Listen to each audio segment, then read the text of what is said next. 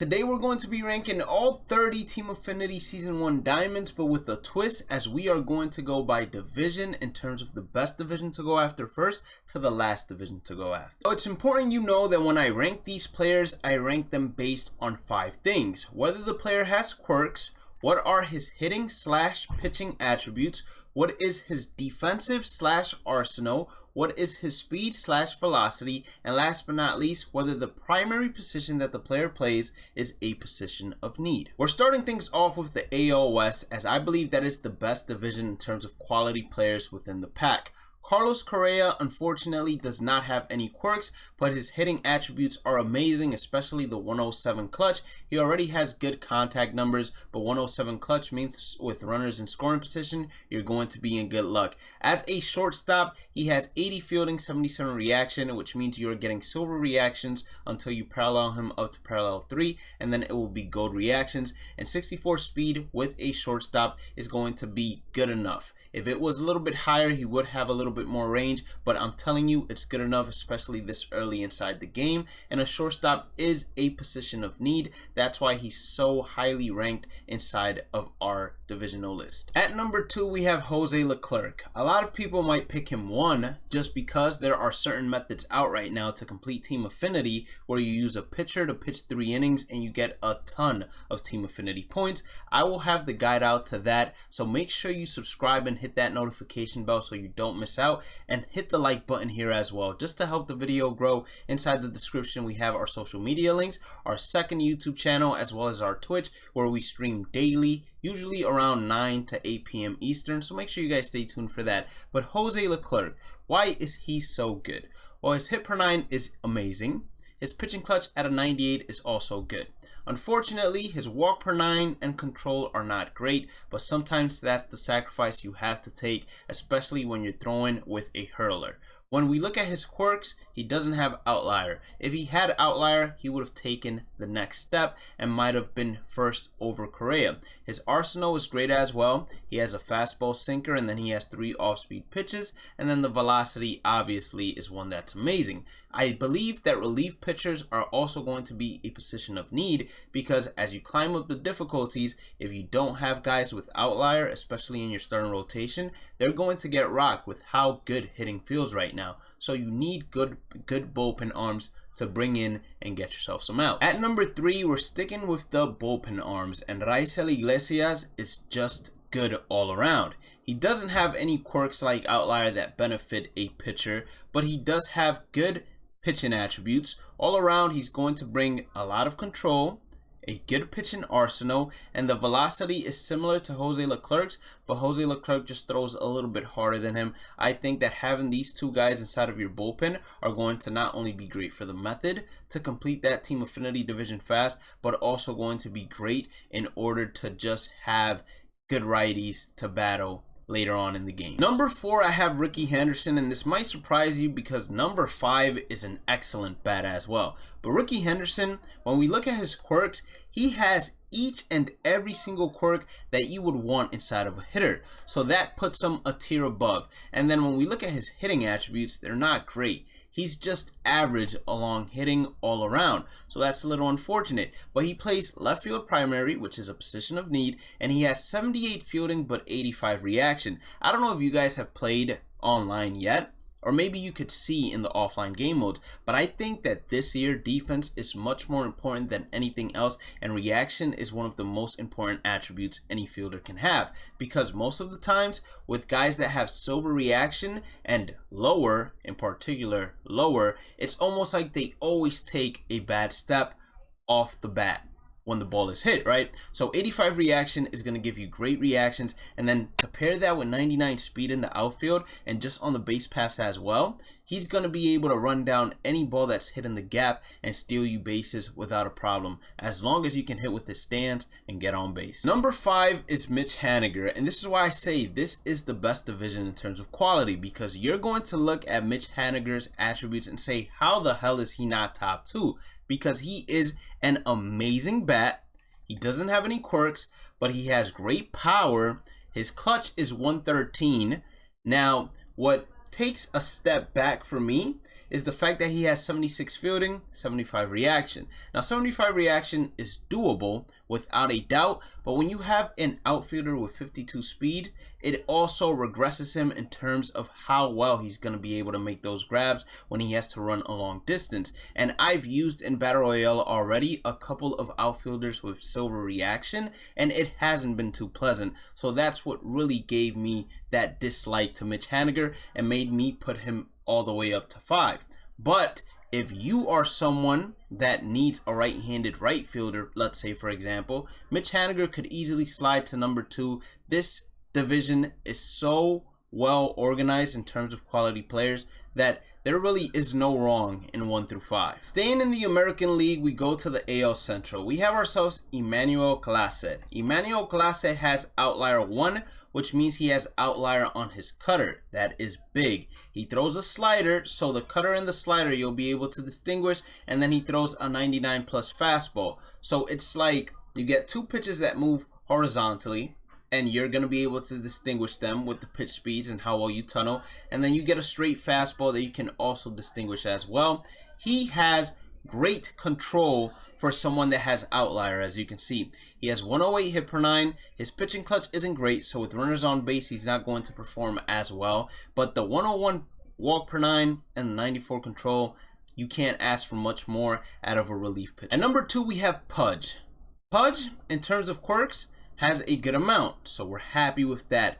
In terms of hitting, great contact, great clutch.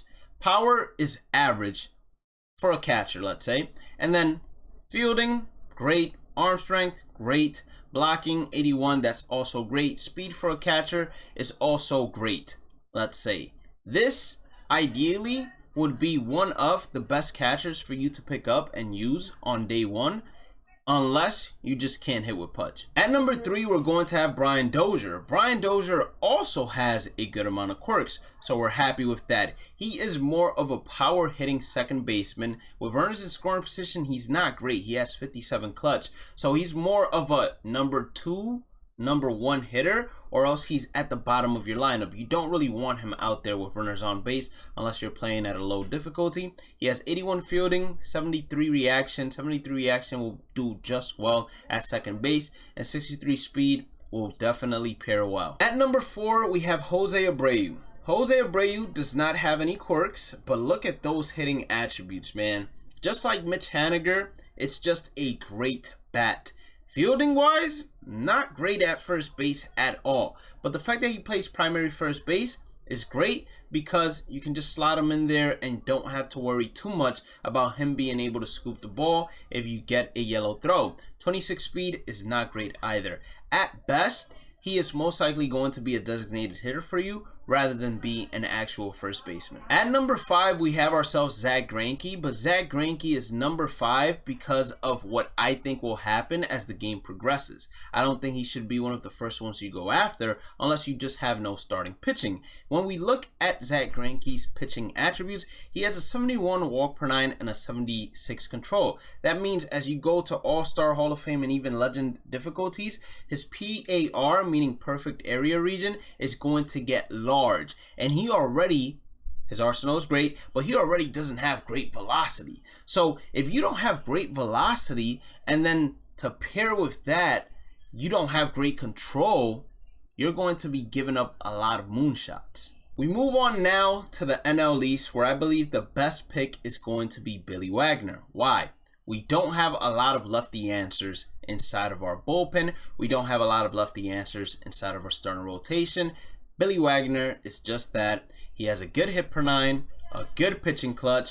His control is not ideal, but he's a relief pitcher, not someone that's going to last innings out there. So we're happy with that. His arsenal, he has a fastball and 3 off-speed pitches. That will do. Obviously, it would have been nice if he would have had a second sort of fastball, as long as it wasn't a 2-seamer, but that will do.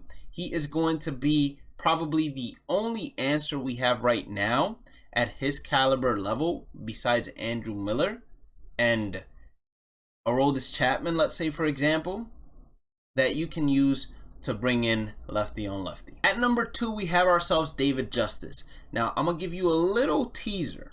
Right field, in terms of team affinity, is stacked. Like, that's also why I put Mitch Haniger as number 5, because there are so many right fielders inside Team Affinity that it's going to blow your mind. But let's look at David Justice. First and foremost, has all the quirks.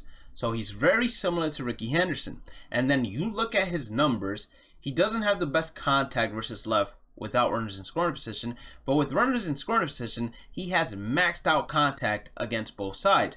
He already has 88 power versus right, doesn't have the most power versus left. That's fine. In right field, 75 fielding, 70 reaction. Obviously, I'm not a big fan, especially when you pair that with 50 speed. The only fields that these guys are great to have and usable, in my opinion, are fields such as Ship It or anything that has a wall in right field where you can hide them a little bit when it comes to balls hit in the gap or balls hit directly over their head. At number 3, you guessed it, another right fielder in Giancarlo Stanton. Now, Giancarlo Stanton has no quirks, but when you look at his numbers, this is one of the probably best contact hitting Giancarlo Stanton cards that we have, including clutch. 79 fielding, 77 reaction. That means he's getting silver reaction animations, and he has 62 speed. As I said, not exactly the combination that I love, but it'll do. And right field, not necessarily a position of need, at least now after you do Team Affinity and you're getting them in this order, since you're going to have a ton to choose from. So ideally, you go for whether you need a righty inside the lineup or lefty in this scenario. At number 4, we have ourselves David Wright. David Wright is going to have a good amount of quirks. David Wright is going to have 118 clutch. The power numbers aren't the highest in the world, but that's fine. At third base, 80 fielding, 75 reaction is going to do. 68 speed is also good. But the problem with David Wright is that he's only a third baseman, and a third baseman is generally not a position of need inside of MLB The Show, as there are a ton of gold players that will perform at similar levels. Last but not least, we have ourselves Vladimir Guerrero Sr. He has good contact numbers, good power numbers, and then his clutch is lower than both of his contact numbers, but it's still good enough to where you could put him in the middle of the lineup. But the problem with Vlad is that he is not a right fielder. At best, he is going to be a designated hitter for you, because you do not, I'm telling you right now, you do not want 60 fielding and 61 reaction in right field unless you know 100% you have a defensive replacement for the later innings when it gets crucial. At number 4, we got the American League East, and starting it off for us is going to be the Cedric Mullins card. When we look at his quirks, he only has situational hitters, so no quirks at all. All of his attributes got a +1 because I've already paralleled him inside of Battle Royale. But his contact and power numbers are good. His clutch is great. His fielding and reaction at center field is ideal. That's what you're going to want. 79 speed to pair up with that is also very good. So we're really happy with all the numbers that he has defensively, and then on top of that, he brings you a bat. Like, come on, this guy is playing a position of need, which is center field, and he has all the utilities you need as well. At number 2, we have ourselves Gary Sanchez, who also doesn't have any quirks that really benefit him too much. What is Gary Sanchez? A power hitting catcher, and then whenever there are runners in scoring position, he's going to have less contact versus right than when there are not. In terms of arm strength, we love that for him as a catcher. In terms of blocking, if you're throwing pitches inside the dirt in order to go ahead and strike hitters out, it's going to be a nightmare. I promise you, I've already used them. It's going to be a literal nightmare because there are going to be a ton of pitches either passing him or a ton of pitches where he blocks, but the ball either shoots to his right, left, or even in front of him, and it does give runners an opportunity to advance. 36 speed on a catcher is okay to average. At number 3, we have ourselves Shawn Green, another right fielder. Shawn Green is going to have a good amount of quirks. His contact numbers are going to be good. His clutch is not going to be great, especially since you lose a lot of contact versus righties. He has 82 fielding, 72 reaction, and 67 speed. As I said before, we are stacked when it comes to right fielders. Number 4 is going to be Kevin Youkilis, who has a good amount of quirks. His hitting numbers are good. His clutch is amazing at 119. At first base, he plays it very well. And the reason that Kevin Youkilis is actually higher than the number 5 spot, which is Evan Longoria, spoiler alert, is because if you look at his fielding and reaction, 85 fielding and 87 reaction means that you can take him to third base and you can take him to right field, and he's still going to play at an elite level, meaning gold fielding animations and gold reaction animations. The only downside is if you take him to right field, he only has 46 speed. So you're in that boat of anything that he has to run a good distance to, he most likely isn't going to be able to catch up to. At 5 in the American League East is going to be Evan Longoria. I feel like they did Evan Longoria dirty. I'm not going to lie to you guys.